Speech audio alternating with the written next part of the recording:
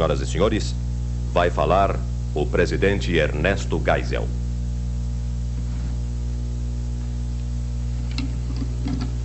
Brasileiros, ao findar-se o ano de 1974, em meio à tradicional e auspiciosa quadra natalina, não poderia deixar de me dirigir a todos os brasileiros com uma mensagem cálida de gratidão e de esperança.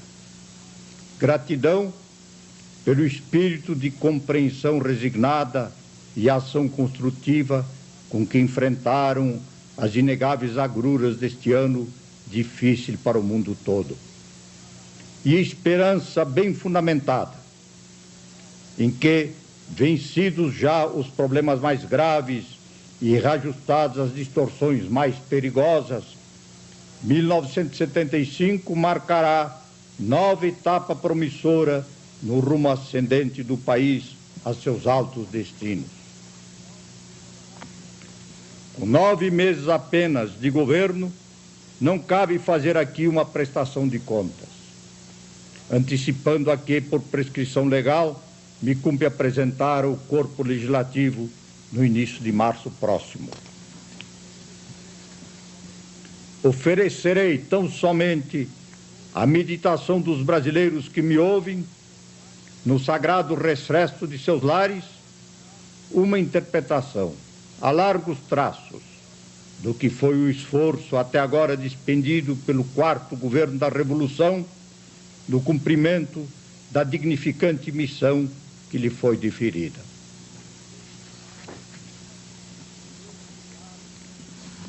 Desde meados de 1973, já se prenunciavam desanimadoras perspectivas para a conjuntura mundial em todos os quadrantes do globo. Acentuava-se dia a dia a disrupção do sistema monetário internacional, sem que se lhe vislumbrasse solução adequada e eficaz, alcançando-se unanimidade apenas numa perplexidade geral quase de todo paralisante.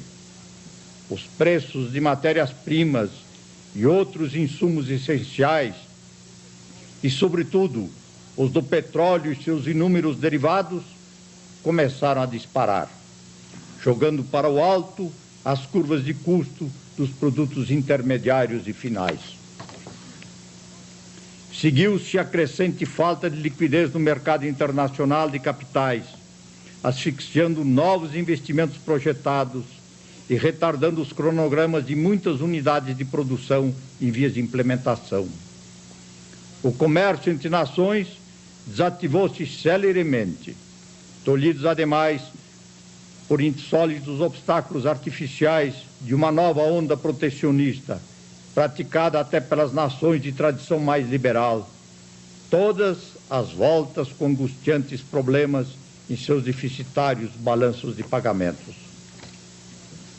A inflação, em recrudescimento, desafiando a engenhosidade dos economistas, acoplou-se à recessão econômica e ao espectro do desemprego contagiante, para compor esse fenômeno singular e quase paradoxal de generalizada estagnação com inflação.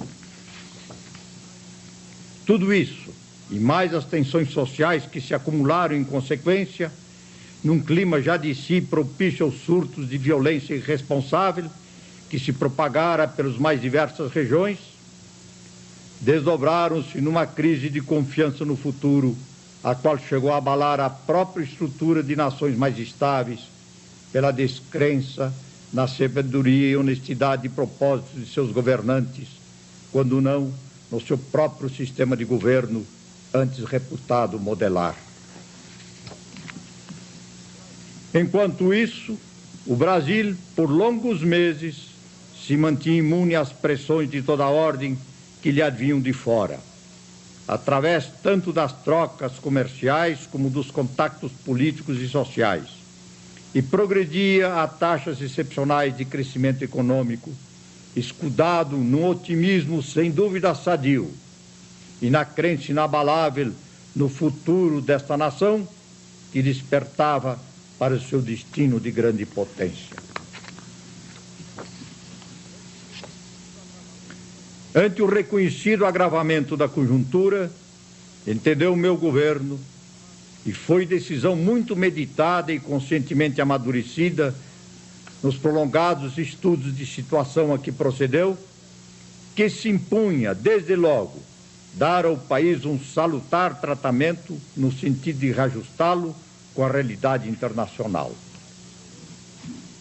Por mais doloroso que viesse a ser, isso seria preferível a que se mantivesse superaquecida a nossa economia, a qual, mais dia menos dia, teria de adaptar-se, e tanto mais brusca e depressiva quanto mais tardiamente, às realidades de uma conjuntura mundial em rápida deterioração, segundo dimensões imprevisíveis. Contou-se, para tanto, com as virtudes inatas do povo brasileiro: compreensivo, tranquilo e bom, capaz de resistir rudes golpes e suportar sacrifícios prolongados com galhardia e ânimo forte. E não nos enganamos. De fato, os 6 primeiros meses deste governo tiveram como tônica o combate persistente e decidido a uma inflação, que de março para abril fez o índice geral de preços ultrapassar o crescimento alarmante de 5%.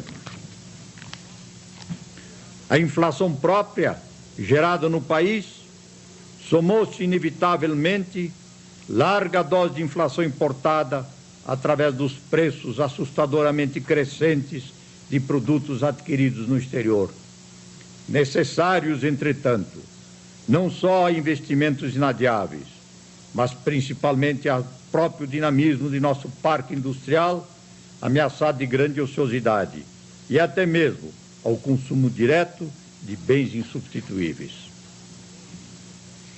Já por volta de setembro, a inflação, ainda da ordem de 1,7% ao mês, tornou-se tolerável.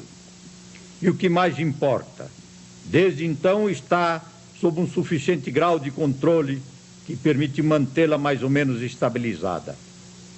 Assim, chegamos a dezembro com um índice inferior a 34% ao ano.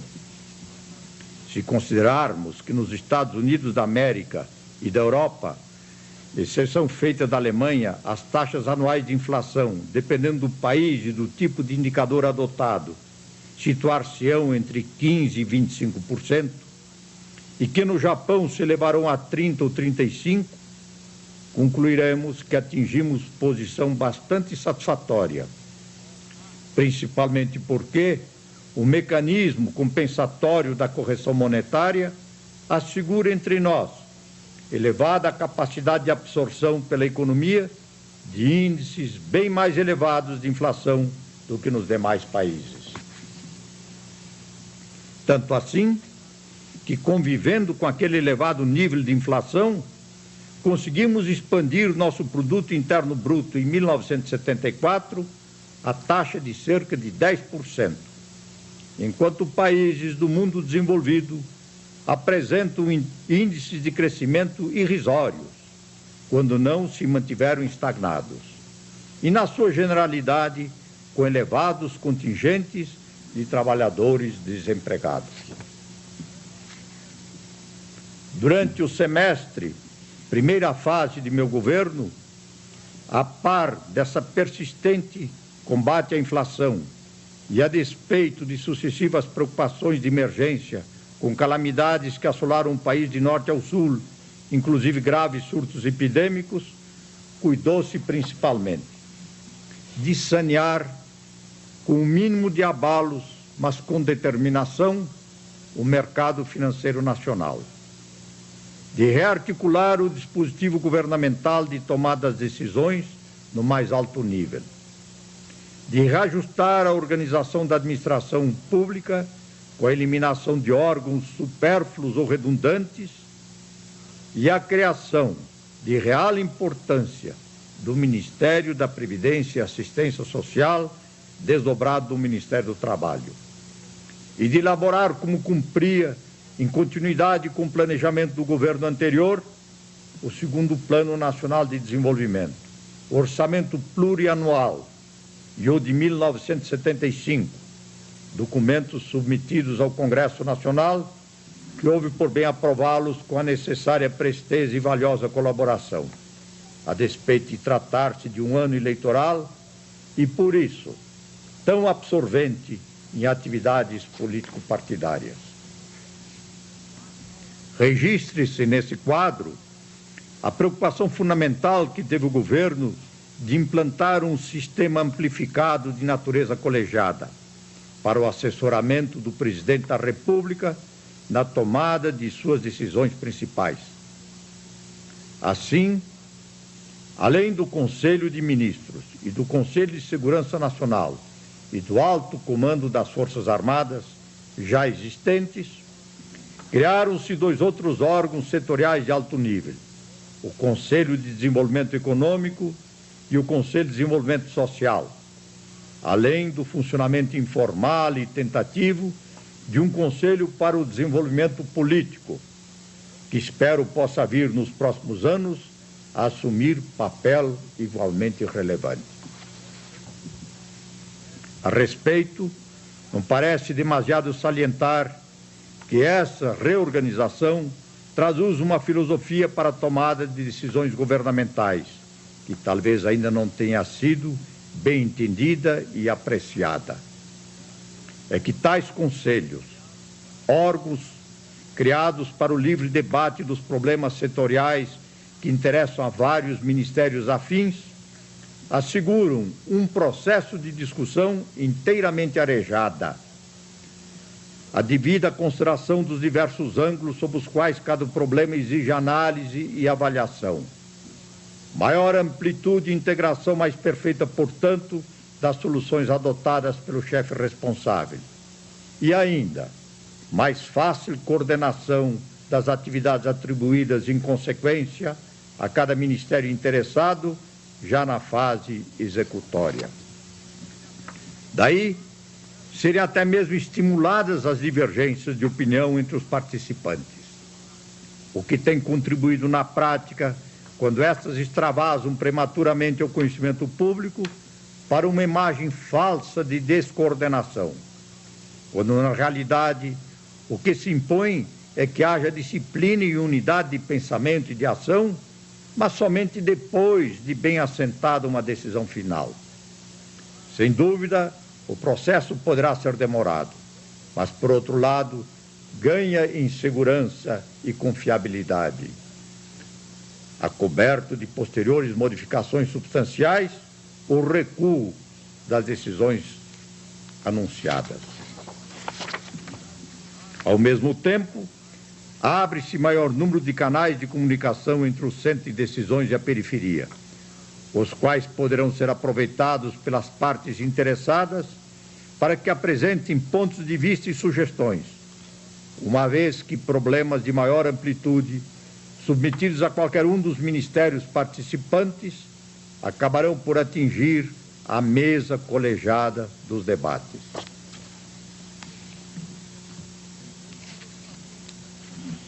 Preocupação importante do governo tem sido a de obter melhor administração da justiça no país. Com essa finalidade, o presidente do Supremo Tribunal Federal, atendendo solicitação que lhe fiz, promoveu o exaustivo levantamento, verdadeiro diagnóstico da atual situação do Poder Judiciário e que servirá de base para a reforma que se impõe. O Poder Executivo cuidou também, desde a primeira hora, de assegurar um harmonioso relacionamento com a classe política e, em particular, com os representantes do povo no Congresso Nacional. E isso, a despeito da atuação que dele exigia, sobretudo na primeira fase do exercício do poder, a preocupante conjuntura econômico-financeira, tanto no âmbito interno como no amplo panorama internacional, tão pleno de obstáculos, restrições e de novas e ameaçadoras turbulências. Quanto a este último campo, o internacional, pôde o governo atuar com a maior liberdade de ação, imprimindo à política externa do país, desde os primeiros dias, um dinamismo acrescido para reajustamentos impostergáveis em nosso relacionamento com variadas áreas estratégicas. E buscou-se, sobretudo, desde logo, desfazer equívocos subjacentes no quadro de nossas relações com diversos países amigos. E, ao mesmo passo, ampliar ao máximo o leque das alternativas para o nosso comércio internacional e para o intercâmbio cultural e político com outros povos, segundo fórmula que acabaria por ser caracterizada como a de um pragmatismo responsável e ecumênico. O Brasil, assim, continuou conscientemente cada vez mais a exercer o papel que lhe cabe no cenário mundial, sem preconceitos descabidos e sem temores injustificados, na defesa de seus próprios interesses e da paz internacional. Entre mentes, chegou, afinal, a desejada segunda fase em que se atingiu, no desgastante combate continuado à inflação, satisfatório platô de estabilização e de controle. Mudou-se, então, a tônica das atividades governamentais para de um maior e renovado impulso ao desenvolvimento econômico do país, injetando-se recursos substanciais para a expansão de crédito em setores prioritários, relançando-se programas de investimentos maciços nas áreas das indústrias de base e da infraestrutura, promovendo-se a correção de velhas distorções em todo o sistema de transportes, reestimulando-se o mecanismo de substituição de importações em níveis mais exigentes da produção de bens de capital e da elaboração de matérias-primas de base. E, além disso, aumentando-se muito deliberadamente o poder da demanda efetiva de bens e de serviços num mercado interno comprimido pelos salários e vencimentos ainda excessivamente baixos, em valores reais, da grande maioria da população consumidora. Para isto, procedeu-se à revisão da antiga forma de reajustamento salarial, adequando-a melhor às novas realidades da vida econômica, e reduziram-se os encargos individuais do Sistema Nacional da Habitação. A par disso, buscou-se ajustar o sistema tributário a padrões mais equitativos de progressividade fiscal. E a atenção muito especial passou a ser consagrada, em particular, ao quadro já então crítico do nosso balanço de pagamentos, restringindo-se ao máximo a pauta das importações, com bloqueio à entrada de bens suntuários ou de produtos quaisquer que encontrem sucedâneo no mercado produtor do país, e aumentando-se a agressividade na colocação no exterior de nossos produtos, com o que conseguimos elevar o valor das exportações em 1974 de cerca de 25% sobre a marca atingida no ano anterior. Procedeu-se desta forma, completando a execução do primeiro Plano Nacional de Desenvolvimento, a uma etapa de transição para a implantação, a partir de 1975, do segundo plano, no qual vem claramente enunciada e traduzida, com apoio em recursos que montam a 760 bilhões de cruzeiros, a preocupação dominante quanto ao desenvolvimento social, educação do povo, saneamento básico, saúde pública, transporte de massas nas grandes metrópoles, habitação popular. E, ao mesmo tempo, quanto à mobilização efetiva do enorme potencial do mercado brasileiro, para colocar-nos a coberto de perigosas flutuações bruscas ou deterioração mais continuada no fluxo do comércio internacional. Objetivou-se, de outro lado, através do segundo plano, dar continuidade às iniciativas já examinadas pelo Conselho do Desenvolvimento Social nas áreas do trabalho e da previdência e assistência social, em particular a mulher e a criança, de proteção mais atenta e eficaz ao trabalhador das cidades e do campo contra os perigos dos acidentes, da doença, do desemprego, da velhice, da falta de teto, da miséria econômica e orgânica. Delineou-se uma nova política de desenvolvimento das atividades agropecuárias na vasta Interlândia do país, ainda tão abandonada, inclusive intensificando-se sobremaneira o processo de regularização fundiária.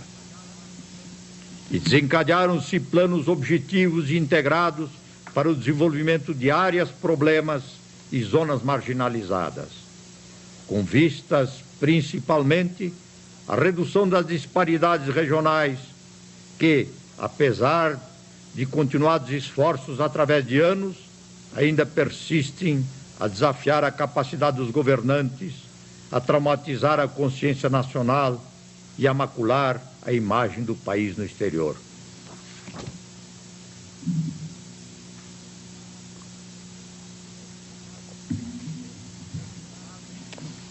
Nesse quadro, realizaram-se a 15 de novembro as eleições de senadores, deputados federais e estaduais, num ambiente de perfeita ordem e ampla liberdade. Registro por oportuno o reconhecimento geral, partido até mesmo de grupos antes dos mais contestadores, de que o governo assegurou condições para a realização prévia da propaganda eleitoral, sem coações ou restrições, a não ser as interferências legais da Justiça para refrear injustificáveis desmandos. E também garantiu maior respeito à decisão de cada cidadão no recesso da cabine eleitoral, ao escolher seus candidatos, liberto da influência corruptora do poderio econômico e das pressões arbitrárias do autoritarismo. É certo que abusos deverão ter ocorrido ainda, aqui e acolá, mas a legislação visando a coibi-las demonstrou-se experiência válida que importa aperfeiçoar e, se necessário, ampliar, arrimando-a em organização mais eficiente. Maior é, no entanto, a satisfação que colho desta importante prova a que se submeteram o governo da Revolução, os partidos e o povo em geral, ao ver que este acreditou nas intenções proclamadas e na palavra de seu presidente, votando sem o medo que abastarda o voto, nem o ódio que o rebaixa a níveis mesquinhos de irracionalidade. Congratulo-me, portanto, com o povo que maciçamente acorreu às urnas, demonstrando sua fé nos valores democráticos, mediante um comparecimento da ordem de 80%, justamente quando falece crença semelhante nas maiores e melhores estruturadas democracias do mundo, assaltadas pela apatia e indiferentes a seus próprios destinos políticos. A nossa revolução não poderia dar desmentido mais cabal que o representado por essa afluência às urnas a todos os detratores daqui de além-mar que exprovam e distorcem a imagem dessa nossa árdua e autêntica tarefa de revitalização dos mais profundos anseios democráticos que nos inspiram e impulsionam, através de acertos e, sem dúvidas, de erros também, numa escalada penosa, mas incessante, a níveis cada vez mais elevados de desenvolvimento econômico, social e político. E cabe, em particular, congratular-me vivamente com a grande maioria de jovens, participando muitos pela primeira vez, com entusiasmo, da mobilização eleitoral que se processou em curto período de poucos meses. E assim, fazendo indispensável aprendizado para as responsabilidades que em futuro próximo lhes serão necessariamente delegadas na vida pública nacional. Ressentimentos, e não há razão para cultivá-los, não me tolhem, nem sinto simples constrangimento, que até seria compreensível, ao registrar que o movimento democrático brasileiro, partido da oposição, alcançou substancial avanço na autenticidade de sua crescida expressão política. Tanto mais porque soube fazê-lo com comedimento e autodisciplinando-se, no abandono de uma inepta e já superada postura contestatória. E voltado agora, como antevejo, para um futuro de maior responsabilidade compartilhada, na tarefa de construção perene da grande nação que nosso povo merece. Livre, poderosa, dinâmica e rica, praticando o civismo democrático na plenitude da justiça social. Congratulações merecem por igual, sem dúvida, todos aqueles que na Aliança Renovadora Nacional, partido do governo, se esforçaram leal e sinceramente para que a organização partidária que integram em funções de maior ou menor hierarquia tivesse êxito nas eleições. A eles se deve, em grande parte, vale reconhecê-lo, que a Arena, além de manter a maioria superior a 2/3 que as regras do pleito desde o início já quase lhe asseguravam no Senado, conquistou maioria absoluta na votação proporcional da Câmara dos Deputados, a verdadeira votação de legenda, sobrepondo-se ao partido contrário, ademais, na contagem total dos votos. O inegável progresso obtido pelo MDB, sobretudo com a maioria atingida em 5 assembleias legislativas, 3 das quais correspondendo a estados que estão entre aqueles de mais numerosos colégios eleitorais, não lhes deve causar aos arenistas desânimo maior. Na verdade, é essa vitória do partido contrário que legitima, sem discussão, a maioria da Arena, como partido do governo, nas assembleias de 16 estados da Federação, e notadamente no Congresso Nacional. O episódio servir-lhes-á, sem dúvida, de estímulo à indispensável reestruturação da agremiação, a partir de suas bases, a renovação e rejuvenescimento de seus quadros, a coesão maior em torno do programa de governo, que bem merece ser lido e meditado, olhos postos no porvir melhor, que deve ser a meta suprema de todos os nossos esforços. Conscientes como estamos das dificuldades da hora presente, neste grande e promissor país, que, contudo, não se pode manter a salvo das inopinadas tempestades que lá fora abalam as mais sólidas estruturas econômicas e políticas. Acresce mencionar, para melhor entendimento da realidade dos fatos, que a Arena aparentemente se beneficiou, e talvez mais correto seria dizer que se desgastou, com largo período de confortável, mas emolente posição majoritária. As consequências estão agora à vista. Sirva isso de alerta, sobretudo aos poucos que sonham ou possam sonhar com a estrutura antidemocrática, supostamente monolítica, do Partido Único. Este é inviável em qualquer ambiente, a não ser pela coação, ostensiva ou disfarçada, que impeça ou contenha a inevitável luta de facções. Na Arena, partido que se comportou como partido único, sem que na realidade o fosse, as dissensões internas sobrepor-se-iam aos objetivos maiores do conjunto, ensejando afirmações mais positivas do partido contrário. Que este contato inesperado com a realidade lhes sirva aos homens do partido e sirva também ao governo, como sirva à própria oposição, inegavelmente surpreendida que foi por igual com os resultados alcançados, para a meditação e análise fria e objetiva desta mesma realidade dinâmica do universo social e político do Brasil de hoje. Ela deve ser efetivamente fonte de inspiração genuína e única moldura autêntica para nossos esforços, se é que desejamos conscientemente fazer desta nação um paradigma da democracia em que todos nós cremos e que de fato almejamos. Que o partido único é uma contrafação, creio estar evidenciado com clareza meridiana. E, pois, nem vejo por que levantar bandeiras de união nacional. Se é certo que unicamente através do jogo democrático, leal entre os partidos, pode a própria democracia brotar e vicejar e fortalecer-se.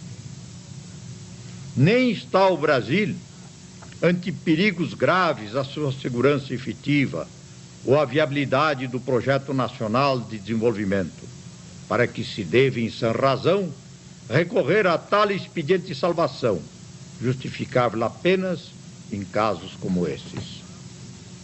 Por outro lado, vale deduzir-se da lição de ciência política que aí está à vista de todos que têm olhos de ver, mesmo dos mais descrentes, que o bipartidarismo é também viável nesse país, como em tantos outros. Embora tenha surgido com organizações artificiais na origem, criadas ao calor de crises profundas e sem raízes em passado mais remoto. O teste irrefutável destas eleições, em que houve abstenção mínima e parcela reduzida de votos em branco, num eleitorado de algumas dezenas de milhões, disperso por imensa base física, ainda de todo não entrecortada de estradas, mostrou que os dois partidos existentes, apesar de todos os pesares, puderam servir afinal de desaguadouro por onde se canalizaram as múltiplas aspirações e os mais variados protestos de uma população extremamente diversificada e esparsa. Um quarto partido, para não falar na comprovada atomização resultante de um espectro mais amplo, poderiam debilitar os partidos que temos, descaracterizando-os ainda mais e tolhendo-lhes talvez quase ao nascedouro ainda as reais perspectivas que ora se lhes oferecem de se afirmarem e legitimarem. Certo estou de que não devemos assodar-nos reeditando experiências dantes frustradas. O que se impõe ao contrário é ter fé, é ter confiança em que a estrutura atual pode ser melhorada e atingir ao cabo patamar satisfatório de operacionalidade num quadro genuinamente democrático. Para isso, precisamos admitir conscientemente que o sistema a que aderimos só virá a demonstrar suas reais e superiores potencialidades se tivermos persistência coerente em sua implementação e no seu paulatino e constante aperfeiçoamento. Nesse sistema não há lugar, nem deverá haver, para irresponsáveis atitudes de pura contestação às próprias regras do jogo democrático.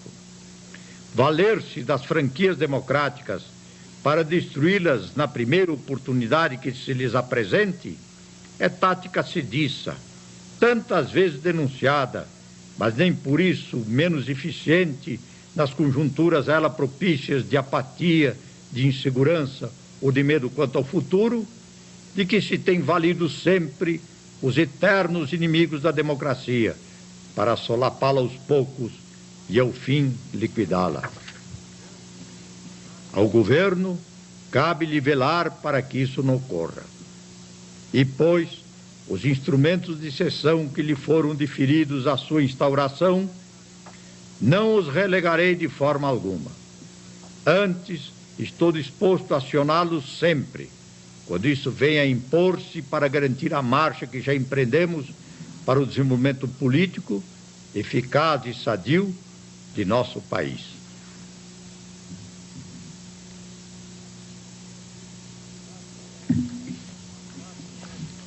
Passado o prélio das urnas, eu vos concito, cidadãos de todos os quadrantes do território brasileiro, a redobrar esforços no trabalho do dia a dia. Prosseguiremos incansáveis na implementação efetiva do segundo Plano Nacional de Desenvolvimento, inspirados no princípio que desde a primeira hora assim defini. O homem brasileiro, sem distinção de classe, raça ou região onde viva e trabalhe, é objeto supremo de todo o planejamento nacional. O ano de 1975 encontra-nos bem melhor aparelhados para enfrentar as dificuldades de origem, sobretudo exterior, que ainda continuarão a nos assaltar. A inflação está controlada. As distorções mais sérias foram corrigidas. Não há desemprego. Prenunciam-se boas safras de norte a sul. A indústria continua em expansão. E tanto nesse setor como na agropecuária e no comércio, a empresa privada conta com decidido e vigilante apoio do governo. Novas e importantes reservas minerais, ferro, manganês, zinco, bauxita, caulim, lignite e particularmente fosfatos, estão sendo descobertas em larga escala e presentemente em fase de avaliação para que em curto prazo venham a ser exploradas. Excessos de importações, muitos deles de fundo especulativo, acumularam estoques vultosos de muitos produtos que agora e necessariamente terão de ser entregues ao consumo, aliviando substancialmente nosso balanço de comercial.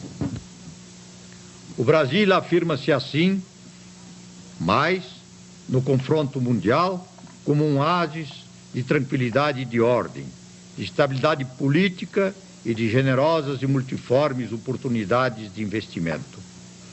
Por isso, e apesar da quase generalizada iliquidez internacional, continuará o afluxo de capitais, tanto de empréstimo como de risco, graças também a novas alternativas que se entreabrem, cheias de potencialidade. A recente descoberta de promissoras jazidas de petróleo na plataforma nordestina e principalmente ao largo da costa de Campos, no novo estado do Rio de Janeiro, coroando longo período de exaustivas pesquisas da Petrobras, amplia-nos desde logo a credibilidade nos círculos financeiros internacionais. E o que é mais importante, abre-nos a perspectiva segura, daqui a poucos anos de trabalhos intensivos de avaliação e desenvolvimento, de ampliar expressivamente a produção nacional de petróleo, sendo possível admitir-se mesmo que há perspectivas reais de que venhamos a alcançar com essa produção níveis de autossuficiência no setor estratégico da energia, complementando as disponibilidades de recursos hidrelétricos, carboníferos e nucleares, todos objeto de amplas e acelerados programas de exploração. Brasil, hoje em busca ainda dos seus altos destinos, será proximamente um país diferente, decolando em segurança para o plano das nações mais desenvolvidas. Esse é o Brasil que estamos construindo com redobrados esforços e os ásperos sacrifícios de hoje e de amanhã. É dever nosso, dos mais justos e honrosos, fazê-lo com ardor e com fé, para legar às gerações futuras uma nação engrandecida. Congregados assim, por esse alevantado ideal, esperemos em Deus que 1975 seja um ano pleno de realizações e de felicidade para todos que vivem nesta pátria brasileira. Muito obrigado.